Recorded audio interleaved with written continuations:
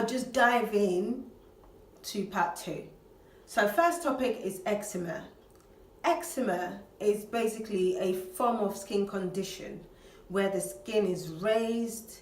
It actually starts off being red, sore and itchy, and then it can then go up to raised, raw, bleeding skin. It's actually not a very nice, it's not very nice. I do know quite a few people who suffer from it, and it can be very painful, very sore and very painful. So here in the UK, we start off first with using, very good emollients. The good emollients out there that I like to prescribe are Double Base, Cetraben, Epidem, cream or ointment. So these products are either available as cream or ointments. And Aveeno is very good. So those are my 4 that I would actually recommend you to try.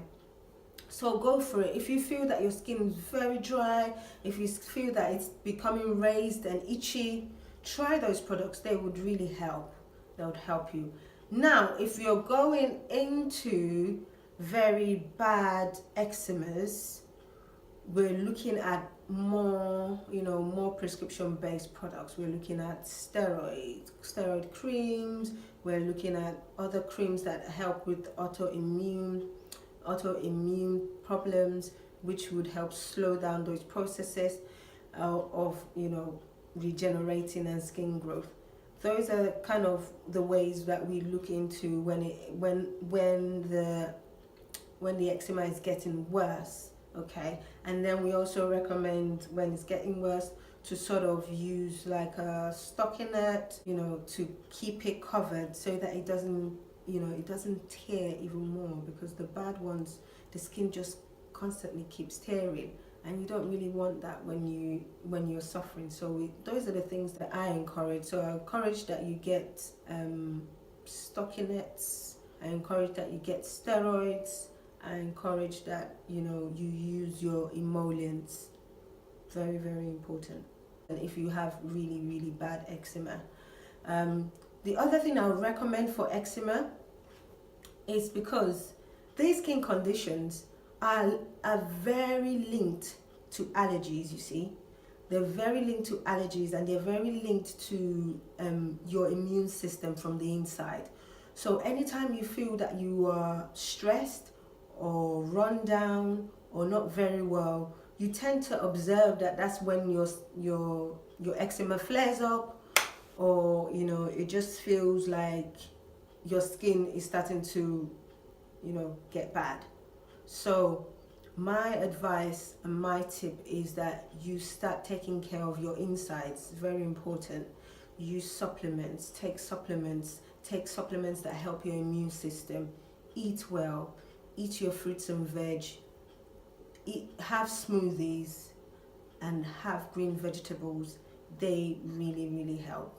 I suffer from allergies. I don't have eczema, luckily.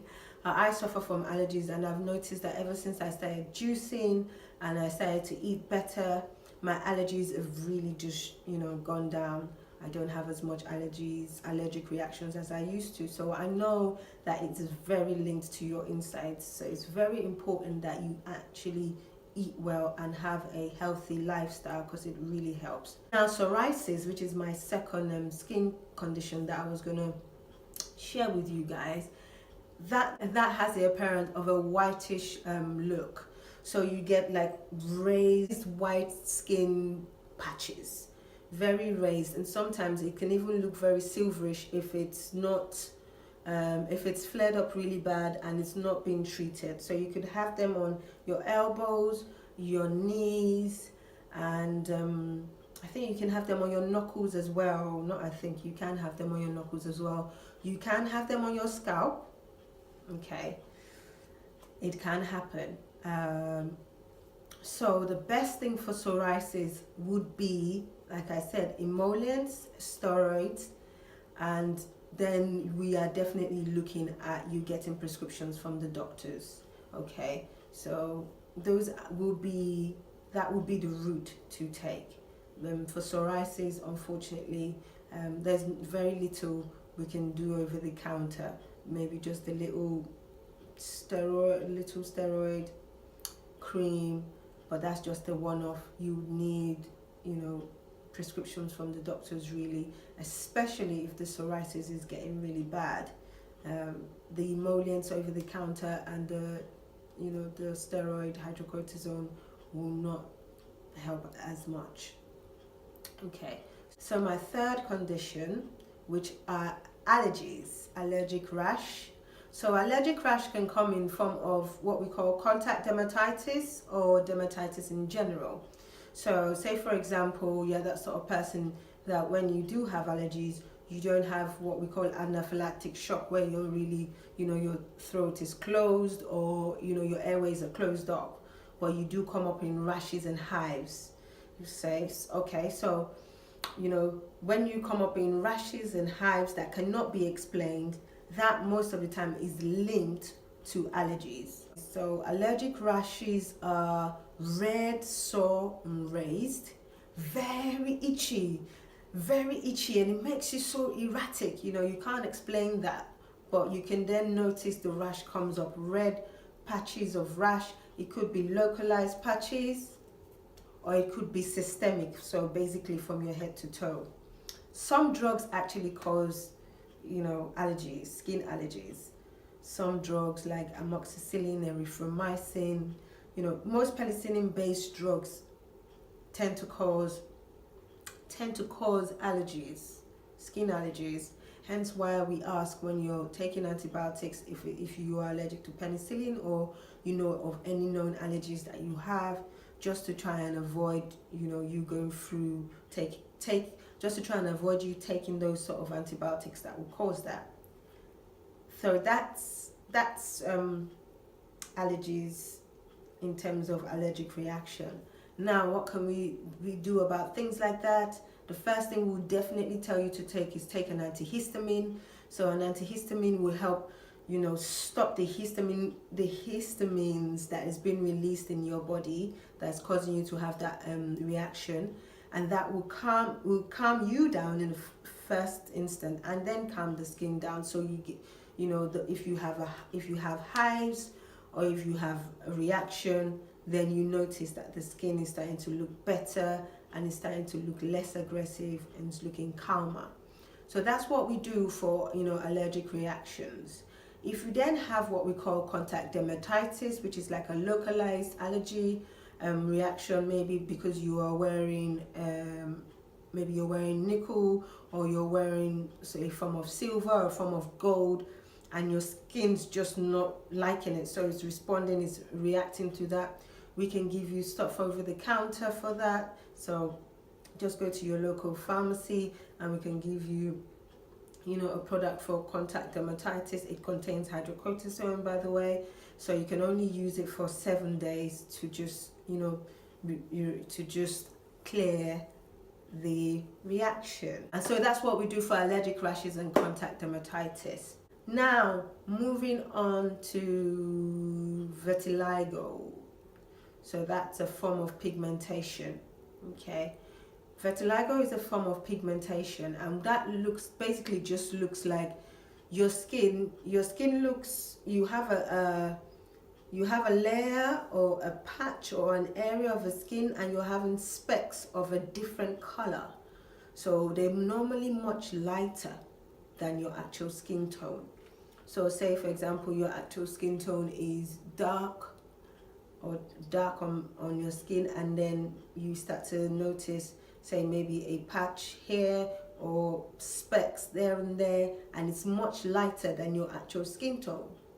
I hope you understand what I'm trying to say. It's much lighter than your actual skin tone, and that's basically what vitiligo is. Now with vitiligo, there's a number of things that can cause that. Definitely aging. Aging is a big form of vitiligo. You can have it when you are getting older. Another way is you can have it if you've got thyroid problems, or if you've got, again, low immune system, or if you're not eating well. most of the time we refer people with vitiligo to the doctors or to the dermatologist. Depending on how bad it is, we can refer them to the dermatologist. One advice that my friend told me who suffers from it is you need to be eating healthy, and you can use turmeric. You can use creams for autoimmune system, and I know that that one tends to help here and there, not all the time. Sometimes dermatologists even recommend steroids as well, steroid creams as well, but I haven't had a lot of feedback of that one. But one thing I know is if you're starting to get vitiligo and you are much younger, then get your thyroid levels checked. If you are older, then it means that, you know, first of all, you're probably aging. Secondly, get your thyroid levels checked. Thirdly, there are products out there that you can use. Okay, so send me a message, and I can definitely see what I can do with that, what sort of products are out there. Health supplements definitely make a difference. They do make the vitiligo go down a lot and make it a lot better. So I'll definitely be recommending supplements and eating properly for that. Okay, so that's it from me now for part 2 of skincare. Like I said, I've only narrowed it down because skincare is quite huge. So I would definitely recommend that if you have any other questions, put it down there. So you like, comment and subscribe to my channel. I would love to hear from you. I do want us to hit 50 subscribers within the next couple of weeks. So guys, give me that support. I would love it.